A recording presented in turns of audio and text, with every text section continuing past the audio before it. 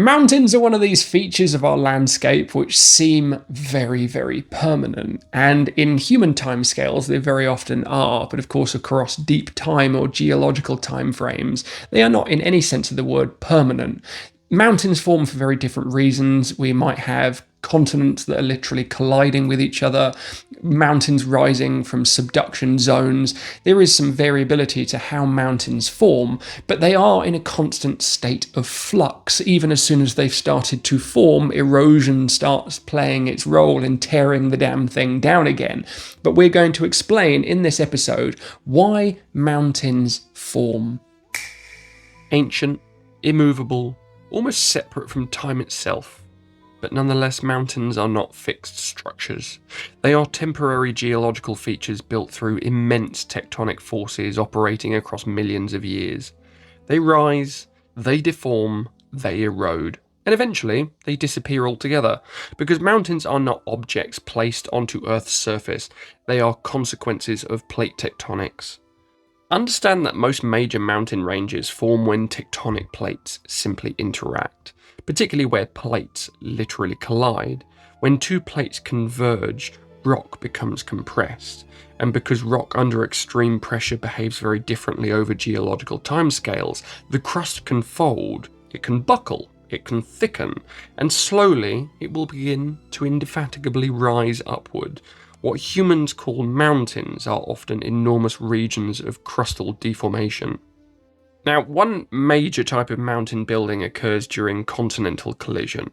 Two continents simply move toward each other over millions of years. Neither plate subducts easily because continental crust is relatively buoyant. So instead, the crust crumples and thickens, rock layers fold upward, fault systems develop, and vast amounts of belts begin forming. So the Himalayas formed this way when India collided with Asia, and importantly that collision is still happening to this day. It's why the Himalayas are still rising. Mountains can also form at what are known as subduction zones, which we've covered extensively in previous episodes. As an oceanic plate descends beneath another plate, compression affects the overriding crust, so volcanism often develops as well.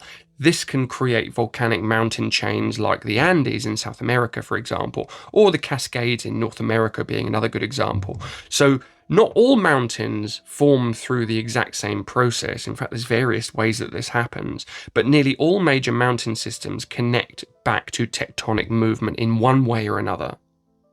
Now, somewhat counterintuitively and importantly, mountains are not only and exclusively built upward, they are simultaneously being destroyed. The moment mountains rise, erosion begins attacking them.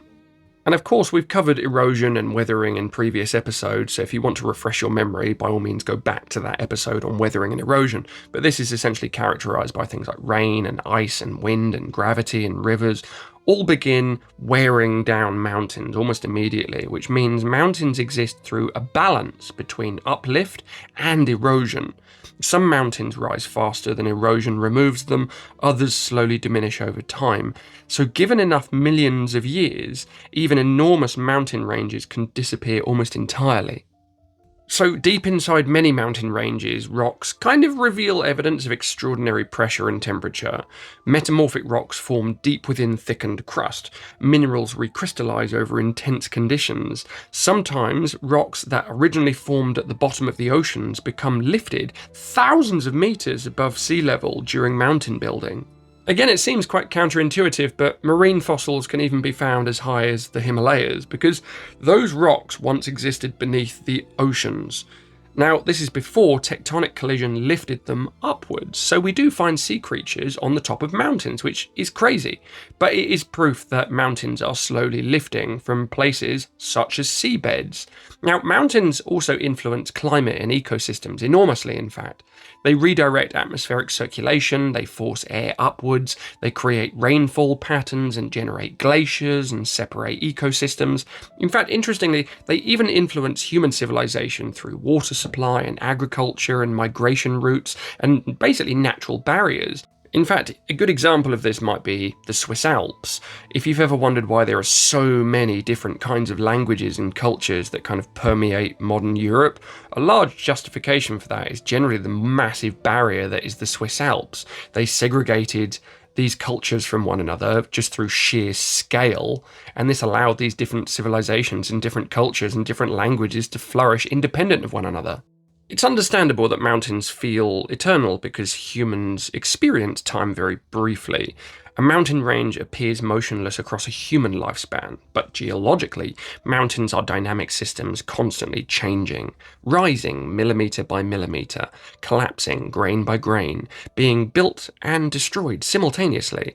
The Earth is not finished constructing its surface, and it will probably never be. And one thing that I've always found really fascinating is the fact that mountains contain evidence of older mountains that existed before them, fragments of recycled material through multiple cycles of uplift and erosion and burial and deformation, ancient mountain ranges destroyed, their sediments carried away, then compressed again into future mountains millions of years later, because geology rarely creates something entirely new. It mostly reshapes older material into new forms, again and again and again.